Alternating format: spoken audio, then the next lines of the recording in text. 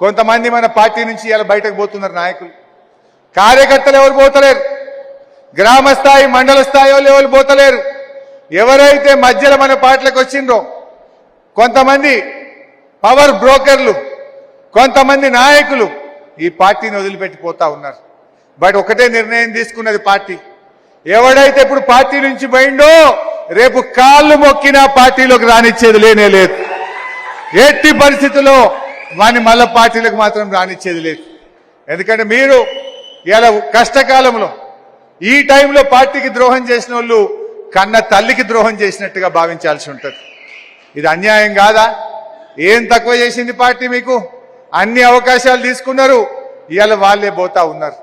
తప్పకుండా రేపు రాబోయే రోజుల్లో కష్టపడ్డ కార్యకర్తలకు, నిలబడ్డ నాయకులను గుండెల్లో పెట్టుకొని కంటికి రెప్పలాగా కాపాడుకుంటామని మనం చేస్తా ఉన్నా. ఇప్పుడు ఇది ఏం ఋతువు అంటే ఈ ఆకులు రాలే కాలం, ఇది శిశిర ఋతువు అంటారు, అంతేనా? శిశిర ఋతువు అంటే ఆకులు రాలుతాయి.